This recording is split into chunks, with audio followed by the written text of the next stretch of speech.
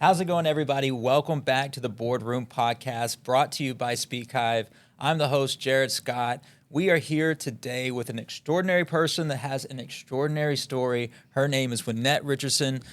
Wynette, can you please tell the people a little bit about yourself? Of course. I am Wynette Richardson, the teacher's champion. I've taught for 18 years in middle school, high school, and the college setting. It is time for the educators to truly unlock everything that's inside of them, to unlock everything inside of their students. Okay, that was solid. That was solid. You practice that? I'm just my real life. It's my real life. It's my real life. I wasn't ready for that. I almost dropped a tear at the end of it. All right, so you're a natural speaker, obviously. Yeah. You're a natural educator and teacher. I mean, it just seems like it. Yeah. You know, you've been hanging out with us, been hanging around my kids. My kids absolutely love you. And I love them. And they love pretty much everybody, but the way that they love you, like they want you to hold them and play with them. And so it's just something natural to you? Is this how you were brought up? Like, what shaped you to be this teacher, speaker, educator that you are? Thank you for that. I really appreciate that. Very honestly, I've always loved children. And if I'm being 100% honest, at 3 years old, I started playing school. And my school consisted of my older sister that was 5 years older than me and my teddy bears. What were you teaching? What subject were you teaching at 3 years old? Just writing lines on the chalkboard. Okay. But they all had to be in class. And I just started teaching. And the way that I cared for my stuffed animals to make sure they were comfortable, they were sitting upright, it's just what it was. And moving forward, I had cousins and things like that. I became an aunt at 14. Okay. I became an aunt at 14. And it just changed my life on how I looked at children. From there, I knew that I wanted to be a teacher. I didn't know how, but I just knew that's what I wanted to do. What about your relationship with your parents and stuff? Like, how was your upbringing? So my parents were not college educated, but they loved and they believed in education. So everything that we did had some type of educational background. If we went on family vacation in the summertime, you better believe we were visiting a college. We were looking at some type of historical thing. Something had to connect with education. Okay. Reading library books over the summer, taking trips to the library, like all of those things. So education has always been a very important part of our lives, not only because my parents didn't go to college, because it's something that they believed in, and they instilled that in me. Okay. Yeah. And so fast forward, you actually become a teacher. Yeah. Then what happens? Like, was it everything that you dreamed of? Absolutely not. Okay. Absolutely not. My senior year of college, I was about to graduate, and I went to my advisor, and I told her, I looked at her, and I was like, I'm not teaching anybody's kid. And she was like, you know you're about to graduate. I'm very clear, yes, but I don't want to teach. And so she looked at me, and she said, well, you will. Just let me know what grade you're going to teach. And I was like, ma'am, I'm not teaching. And I ended up graduating, and then I went to graduate school. And when I went to graduate school, I really had no idea what I wanted to do with my life, because at this point, I didn't do my student teaching because I told her I didn't want to teach. And what made you not want to teach? Kids. Yeah. They're not like the teddy bears. They're not like the teddy bears. They talk back. And I didn't believe in myself that I had it inside of me to really go in there and teach them while they were trying to talk back, right? And really shape them and transform them. I didn't have it within me, or I thought that I didn't have it within me. So I said, this is not for me. I'm not going to do this. Nope, not doing this. Fast forward, I ended up dropping out of graduate school, 6 credits before getting my master's degree. I tried teaching again. And when I walked into the building, it was like that, the aha moment. You're where you're supposed to be. What was different this time? It was in my heart. It was in my gut. And I knew that I belonged there. It was just this feeling that I had never felt before. It was a feeling that even if I said no, I couldn't say no. Yeah. I knew that this is what I was created to do. That's all I knew. And so that's the moment that I believed. What do you think was the reason? Because there's a lot of teachers that go into education, and within the first 2 years, they're out. And, I speak in education, you speak in education. We see a lot of turnover with the teachers. Some schools I go to, they have as high as 40 to 50% turnover rate, which is crazy. Year after year, half the people are gone. And there's got to be a reason for that. These new teachers that have it in their heart, they grew up wanting to be teachers just like yourself, but then they get there, and is there no support? I'm not a teacher, so I'm wondering, like, what do you think is the issue that when new teachers come, why do you think they're scared away? Yeah, absolutely. That's an amazing question. A lot of times we're dealing with things as teachers that we do not always deal with. And so the things that we're dealing with that doesn't really apply to school, we bring it to school. On top of making sure that we're being everything that our students need us to be. Making sure that we're hitting all of the marks, making sure our students have great classroom behaviors and we have great classroom management, but we're still dealing with things at home. So sometimes we come to school burnt out. So you're saying the burnout happened at home?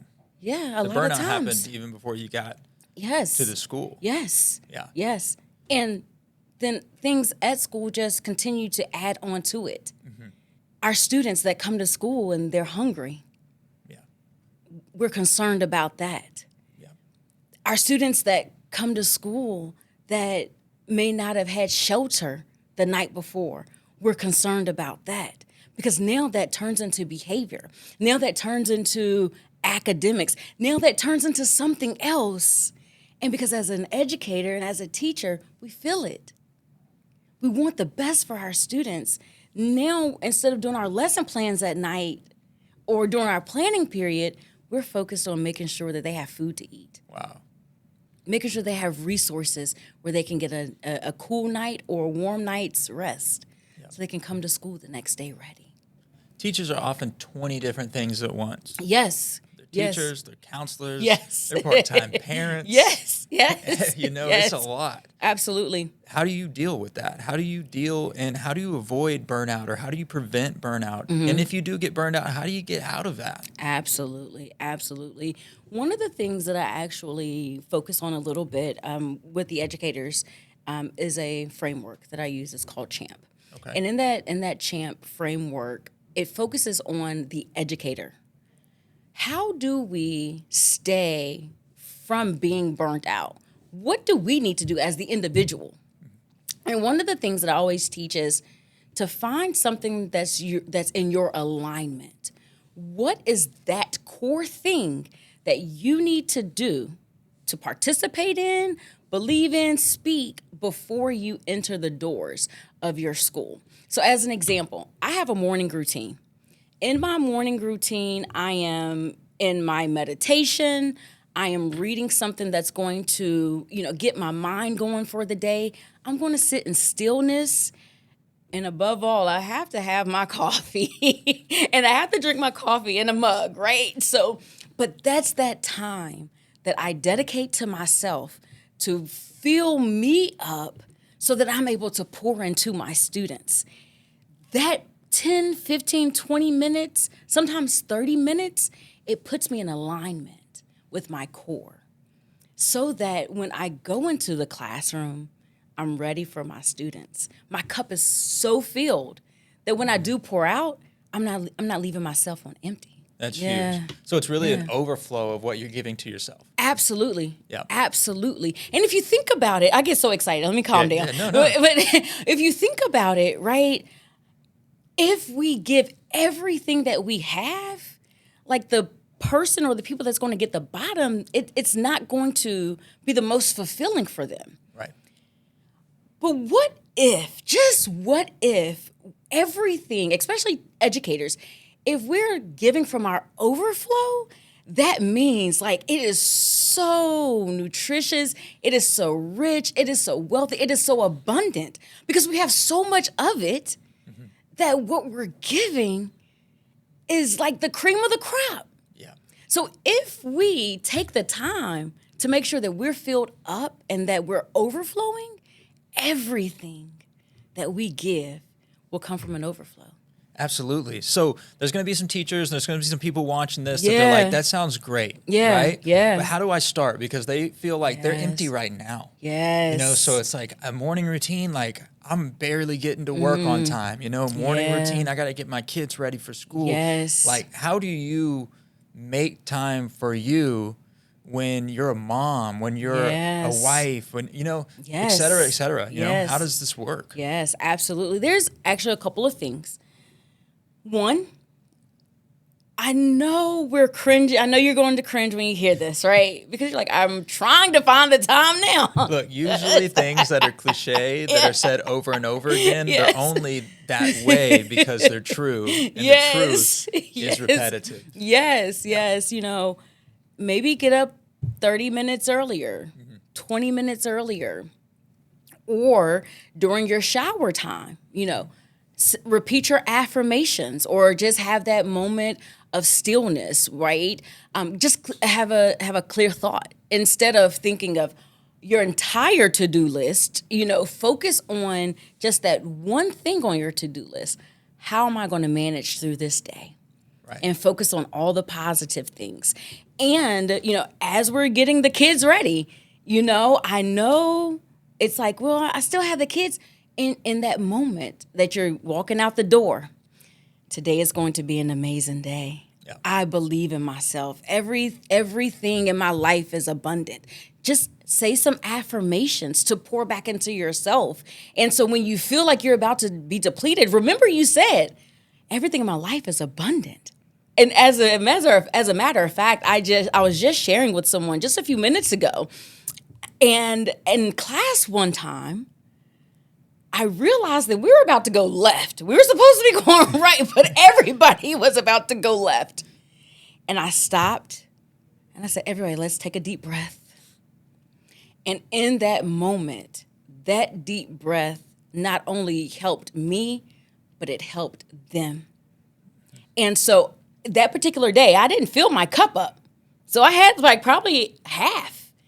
And when I took that moment, just that moment to take a deep breath, it filled back up again. Yep. And so sometimes we may not have a lot of time, but those moments, they're precious.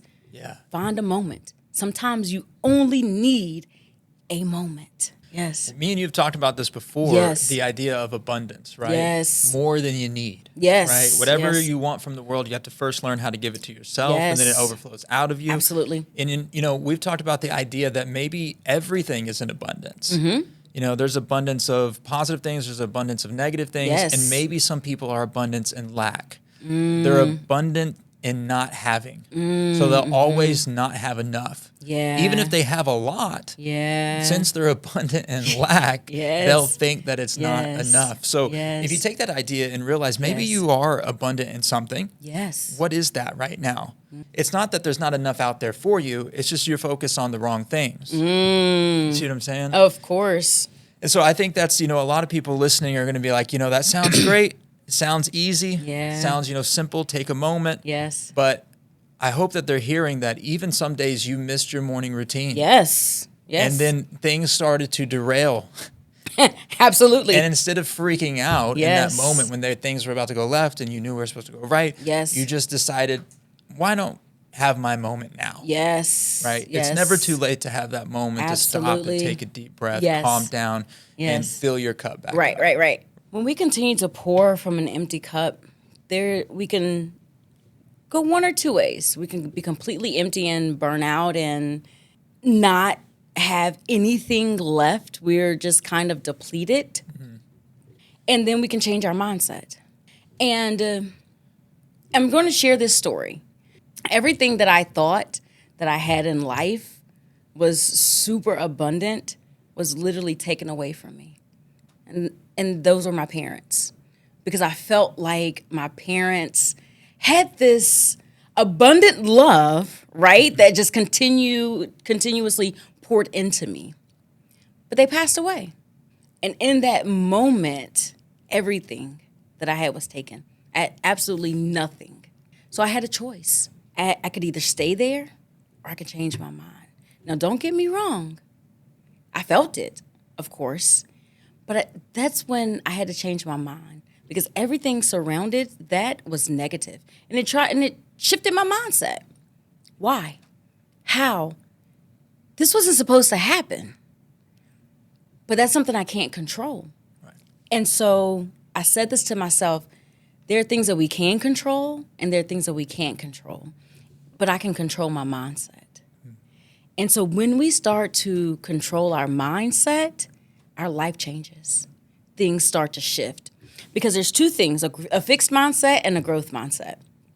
And a lot of us operate in between the fixed and the growth, right? Yeah. I decided in that moment that I was going to have a growth mindset no matter what. So every day, every single day, I have to remind myself, I get another day to try. I get another day to fix it. I get another day to show up. And I want to show up in gratitude today. I didn't have the best day yesterday, but guess what? I have another day today. I'm going to make that happen. And so one thing that I always share, and I even share this with my students, is we have to start with a growth mindset. We may not have everything that we desire or how we desire it, but we have the opportunity.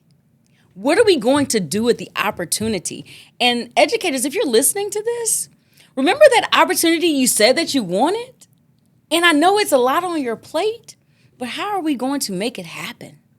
Because now we have the opportunity. Let's use our growth mindset. But how do we get to that growth mindset?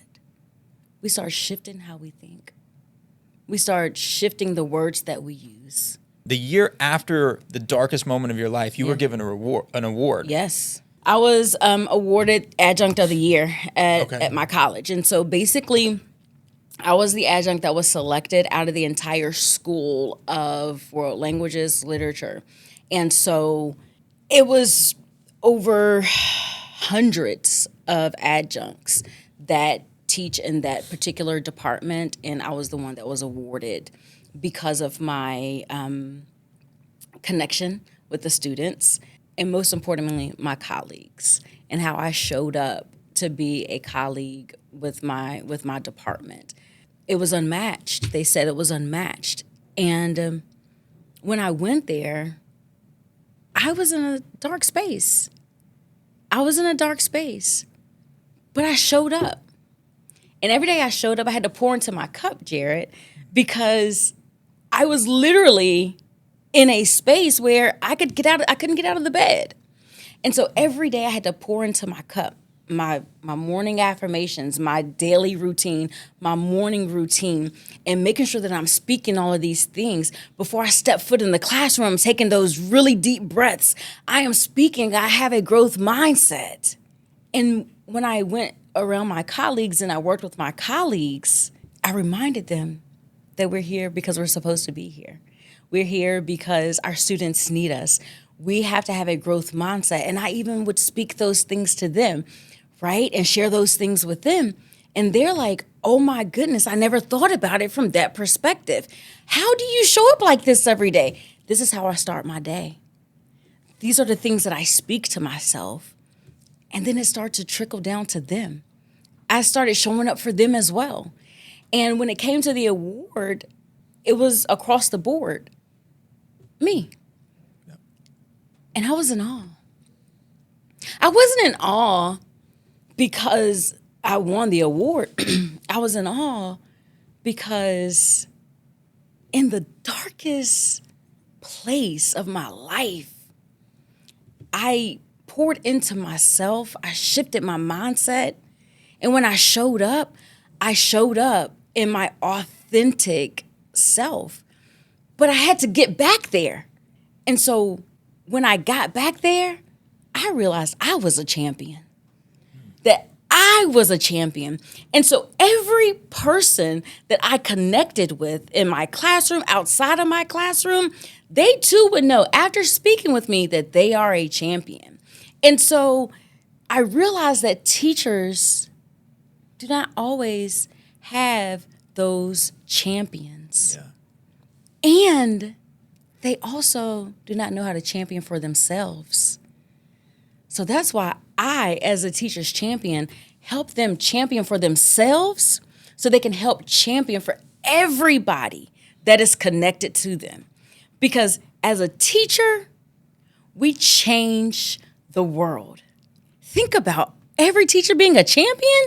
Do you know how transformational this world will become if every teacher believes and knows that they are a champion? That is my mission. That is my calling. And I am the teacher's champion. And the thing is, the kids are our future, and we Yes. always say that. Yes. And yet, we're not supporting the people Yes. that are directly supporting our future.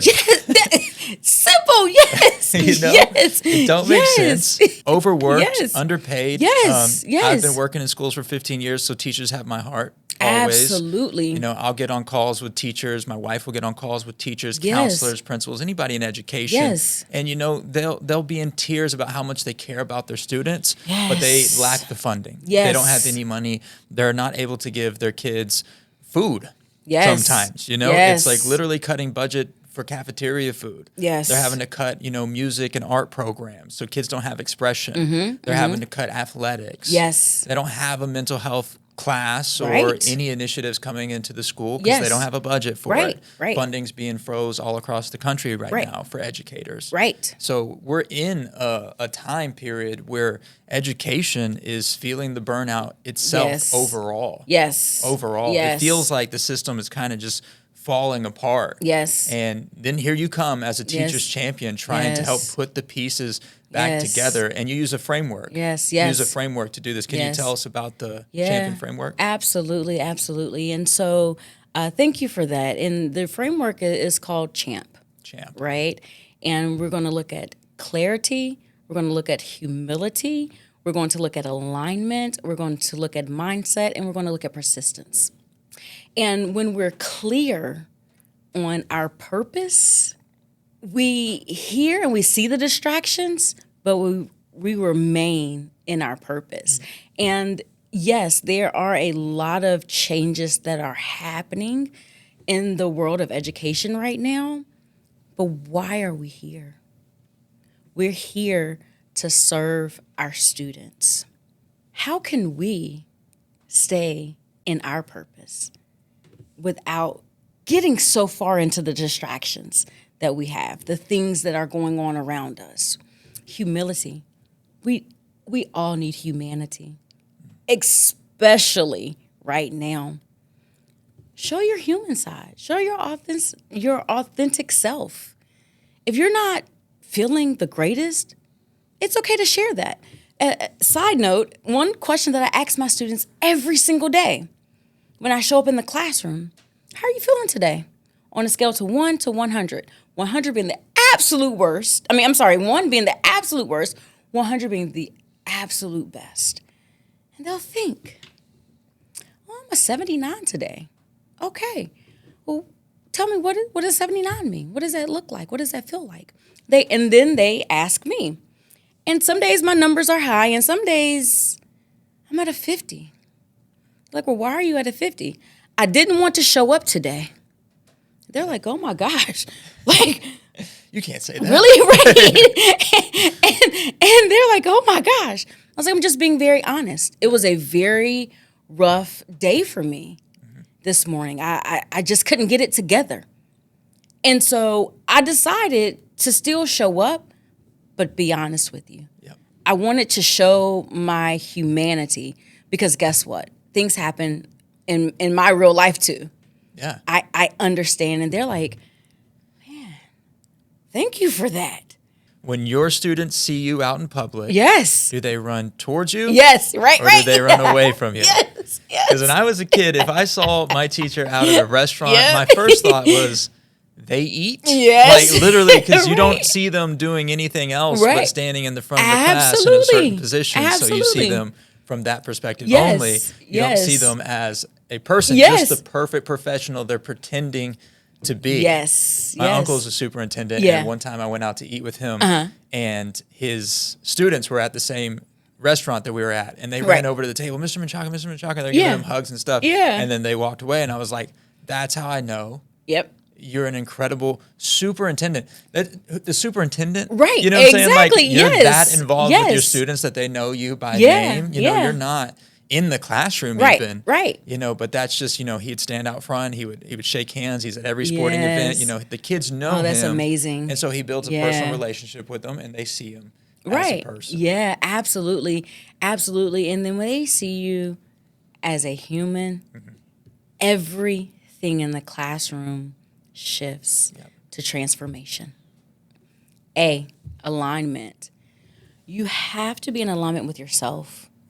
What are those things? And we talked about it a little bit earlier, brings you back to your core. That's going to be your alignment, right? And we have to show up in alignment every single day. How do we stay at our core as a human? How do we stay at our core as a human? And mindset, we just talked about that. You have to have a growth mindset, and P is for persistence. Everything that's going on around us, it makes us want to shift left, shift right. But we have to stay persistent. Persistence is going to breed impact. And that's what we ultimately want. So when we implement and utilize the CHAMP framework, impact and transformation happens in the educator and in the students. Growing up, like, who was your champion? Oh my goodness. Yes, I love that you asked that question. As you can tell, I get really giddy when you ask. So, of course, my parents. And when I was growing up, I was that kid in the classroom. That kid that talked all the time. I could tell. I didn't want to say it, but I could tell. It's real. I was that kid that talked all the time. I had a lot of questions, all that great stuff. My first grade teacher, Miss Mildred Eccles, she actually just passed away a couple years ago. And when I was in the first grade, I always finished first. I wanted to walk around the classroom. I wanted to be a teacher's assistant because, I've been playing school forever, right? Yeah. And she called my parents. Well, no, my parents came to a parent-teacher conference, and they were like, Mr. and Mrs. Richardson, this girl, she talks so much. But if it's okay with you all, I have something, for her. And they were like, okay, because she talks at home too, so okay. And Miss Mildred Eccles, she poured so much into me. She made me a teacher's assistant because I always wanted to do something. She made sure that she created a space for me to ask those questions. She created that space for me to be seen as a student. She created a space for me to just allow that curiosity to happen. And throughout my entire life, literally, she showed up for me as my champion. I actually have a picture of us. She came to a speaking engagement that I had. Wow. Yes, she came to a speaking engagement that I had, and she did my introduction, as a matter of fact. Wow. No paper or anything. This was probably 5 years ago. Could you imagine having me in first grade over 30 plus That's years ago? crazy. Yeah. She did an introduction for me, and I was just, it brought me to tears. It's so beautiful. She's always going to be my champion. And my other champion is Miss Wanda White. She was my 10th grade history teacher. Of course, we already know the story. I was talking. Yeah. And so she called home to my parents, and she told my parents I was talking in class and all these things. And my parents were like, well, you do whatever you need to do because, she talks at home. Same story. So I went back to class the next day, and Ms. Wanda White moved my seat. My seat is away from everybody else. What in the world? And so I sat there reluctantly. And so after class, I was like, why did you move my seat? That was my question. Why did you move my seat? And she said to me, she said, there's something inside of you that you don't even see yet. And to this day, Ms. Wanda White is still my champion. She is still my champion. Miss White, this one's for you. This one is for you.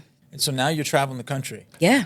Now you're helping other educators become their own champions for themselves, for their students, for their schools, their communities. Yes. How do you balance, because you're still a teacher. Yes. So how do you balance being a speaker and a teacher at the same time? How does that work? Absolutely, absolutely. It definitely has to come down to my clarity. my purpose, my why. When I understood that my life was going to be a little bit different than most people, I started to figure out how to make this work. Now, let's be clear. I wasn't always clear. Okay, I had some little inkling here and there, but I wasn't always clear. But when I started to get more clear on my purpose, I had to create boundaries with myself and for myself. What does that look like? Sometimes I had to say no. Sometimes I can't stay after school. Sometimes I have to work at home. Sometimes I have to not go to the event that I really want to go to. I can't go to the concert because I have to stick to that boundary. Stay in alignment. It's the alignment. Yeah, absolutely. Making sure that I have a dedicated morning routine, and I'm going to be 100% honest with you. When you start to shift those things in your life, and you miss a day, let alone a week, you start to see the difference. Yeah. So now my body and my mind's like, girl, come back. You need to do this. So keeping that routine, making sure that I am nourishing my body physically, mentally, emotionally. What am I putting inside of my body? What am I putting inside of my mind? Am I eating things that's going to help me to be able to balance traveling the world, speaking, and teaching? Because let's be clear, if we're not taking care of us, we can't do all the things that we want to do, let alone all the things we have to do. Yeah. And so that comes in with making sure that I'm taking care of myself and making sure that I am living the life that I teach about. I love that. You gave us a lot today. Yeah. You gave us a lot. So to end this, I really want you to really think hard on the one thing, the first thing. If you were in the audience, if you were watching this video and you're like, that's a lot of things to do, Wynette. Yeah. But where do I start? What's the first thing that somebody can do as soon as this video's over and they get up from the couch or they go on with their day? Yeah. Where do they start? That's a great question. And I'm going to be 100% honest, okay? Yeah. I know we start with the C in CHAMP, for our clarity and for our purpose and things like that. But the one thing that I would suggest today is start with your mindset. If you really want to see your life transform the way that it's supposed to, if you really want the champion inside of you to unlock, you have to start today with believing that. In everything that you do, believe that you were created to be a champion. Believe that you were created to be great in this world. Believe that you have everything that's inside of you to be the champion that you were created to be. So today, go out, write on a notepad, a sticky note, they're my favorite, your phone, and say, I have a growth mindset and I was created to be a champion. I feel like I need to pay you. Wynette is a part of our Speakhyve boardroom community, and the reason she is here today is because she's been a champion for many speakers within our community. I mean, speakers are literally writing in our community on the community walls saying, hey, I just want to say thank you for Wynette. She gave me clarity. She believed in me. Like other speakers, things that we're not asking her to do at all, she just goes out of her way to do it. Yeah. And so when we thought about bringing somebody out here, you came all the way from Baltimore to be here. Yeah. The first person that came to our mind was you. Thank you. And that's just because of the way that you show up and the person that you are. Thank you so much. A champion. Yeah, so thank you so much. Of course. Yes. Always. We love you dearly. And I love you all so much. Oh my gosh. I have to stop before I start crying. All right, I'm sorry. Oh, you're good. You're good. So let the people know where they can find you, where your information, if they're interested in booking you or just connecting with you in any way. Of course. So my Instagram is Wynette Richardson 1. My LinkedIn is Wynette Richardson, and my website is www.wynetterichardson.com. That is WYNETTE Last name is Richardson, Richardson. Thank you very much. You're We very appreciate welcome. you. Thank you. Thank We'll you. do it again. Absolutely. Thank you so much.